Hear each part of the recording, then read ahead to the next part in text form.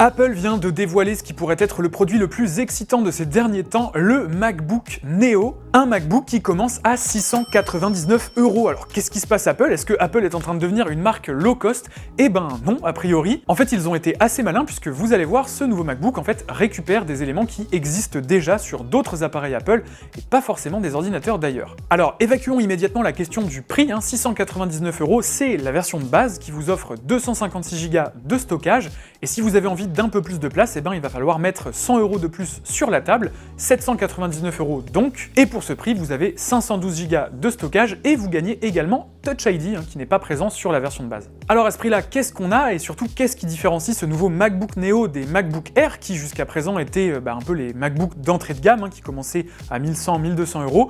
Là on a quand même un Mac qui est quasiment 2 fois moins cher, donc la différence est assez énorme. Alors qu'est-ce qu'on perd? Bon, déjà au niveau de la puissance, on peut s'en douter, ce MacBook Neo sera moins puissant que les MacBook Air ou les MacBook Pro qui sont équipés de puces M4, M5, puisqu'ici on n'a pas de puce d'ordinateur, en fait on n'a pas de puce M4, M5, etc. Non, Apple ici a récupéré une puce d'un ancien iPhone, puisqu'il s'agit de la puce A18 Pro qu'on retrouvait donc déjà dans les iPhone 16 Pro et les iPhone 16 Pro Max. Voilà, donc ça y est, on a un MacBook qui tourne sur une puce de smartphone. Alors est-ce que ça veut dire que les performances seront au ras des pâquerettes? Eh ben je ne pense pas, puisque l'iPhone 16 Pro et l'iPhone 16 Pro Max, on le sait, ce sont des appareils qui sont très puissants et qui encore aujourd'hui proposent des performances quasiment de pointe dans le milieu du smartphone. Ce sont des appareils avec lesquels on peut faire de la retouche photo, du montage vidéo léger ou même du gaming, puisque Genshin Impact par exemple, qui est quand même un jeu 3D assez gourmand, tourne extrêmement bien sur la puce A18 Pro du coup. Notons quand même qu'il y a une petite différence sur cette A18 Pro, celle qu'on retrouve dans le MacBook Neo par rapport aux iPhones, on perd un cœur de GPU. Alors c'est assez étonnant, on pourrait croire que sur un ordi on va au contraire gagner quelque chose, eh ben non, ici on a une puce qui est légèrement bridée par rapport à celle qu'on avait sur les iPhones, mais d'un autre côté, comme ici on est dans un MacBook avec un châssis en aluminium qui est bien plus imposant, on peut se dire que la puce sera bien mieux refroidie que dans les iPhones, et donc potentiellement on aurait des performances équivalentes, voire peut-être un petit peu meilleures sur le MacBook, mais tout ça bien sûr je peux pas vous le garantir actuellement, il faudra attendre de les tester. En tout cas ce qu'il faut retenir c'est que ce sera absolument pas un MacBook tout pourri qui sera réservé à du traitement de texte ou du Excel, non là on pourra faire des trucs quand même nettement plus poussés, tout ce qu'on peut déjà faire globalement sur un iPhone 16 Pro Max. Au final, peut-être que le facteur le plus limitant, ce sera la mémoire unifiée, puisqu'ici on a seulement 8 Go de RAM. Alors je dis RAM, mais en fait c'est une mémoire unifiée, donc c'est à la fois pour le CPU, pour le GPU, etc. Et c'est vrai que 8 Go, aujourd'hui, c'est quand même un peu léger. On pourra pas faire de montage vidéo extrêmement lourd en 4K, c'est pas le but non plus.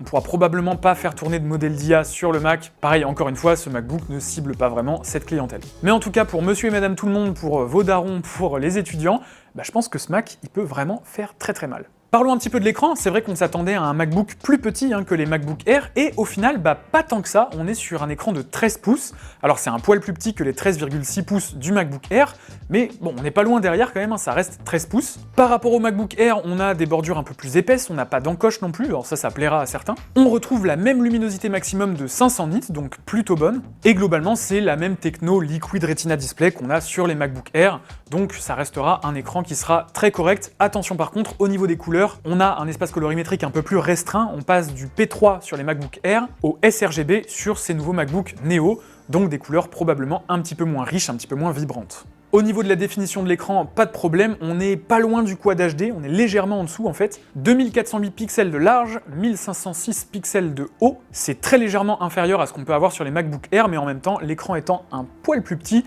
c'est assez logique. Autre chose qui fait plaisir, surtout à ce prix-là, c'est qu'a priori, Apple n'a pas lésiné sur le design, sur la qualité de construction de son produit, puisqu'on retrouve un design en aluminium, pas de plastique comme ce qu'on peut trouver chez d'autres marques. Ici, non, ça reste un MacBook, ça reste classe, c'est du métal, ça fait plaisir. D'ailleurs, ce MacBook Neo, il est disponible en 4 couleurs, on a le gris habituel des MacBooks, mais en plus de ça, on a un rose, un jaune citron et un espèce de bleu foncé. Dites-moi dans les commentaires quelle couleur vous préférez, moi j'avoue que je suis plutôt assez classique, donc le petit gris de base, il est très bien. Au niveau du format et de l'encombrement, on pourrait croire que ce nouveau MacBook est un petit peu plus petit que le MacBook Air, puisqu'il a un écran un peu plus petit, mais comme je vous disais tout à l'heure, on a des bordures qui sont plus épaisses, et donc au final, en termes de dimension, c'est très proche, et il est même un petit peu plus épais que le MacBook Air. C'est l'histoire d'1 ou 2 mm, c'est pas non plus incroyable, vous inquiétez pas. Et concernant le poids, il fait 1,23 kg, c'est-à-dire exactement le même poids que le MacBook Air de 13,6 pouces. En haut de l'écran, pas d'encoche, mais vous retrouverez quand même une webcam d'une qualité de 1080p, donc du Full HD. On a un système audio qui est légèrement revu à la baisse par rapport au MacBook Air évidemment, seulement 2 haut-parleurs ici, pas 4 comme sur le MacBook Air, et ces haut-parleurs ils sont placés sur les tranches, donc sur les côtés de ce nouveau MacBook Neo. D'ailleurs en parlant des tranches, qu'est-ce qu'on y trouve? Eh ben on n'a plus de port MagSafe pour la recharge, ici seulement 2 ports USB-C, pas de Thunderbolt contrairement au MacBook un peu plus haut de gamme, ici c'est de l'USB relativement simple, mais attention il y a un petit piège, il y en a un des deux qui est USB 3, donc il propose des vitesses de transfert assez sympas, l'autre en revanche c'est de l'USB 2, et donc là il va falloir éviter les transferts de données parce que ça risque de prendre quelques longues minutes. De l'autre côté on retrouvera uniquement un port jack, et donc on n'a pas de lecteur de carte SD non plus, mais bon ça en même temps on les a pas non plus sur les MacBook Air, il faut monter au MacBook Pro pour les avoir.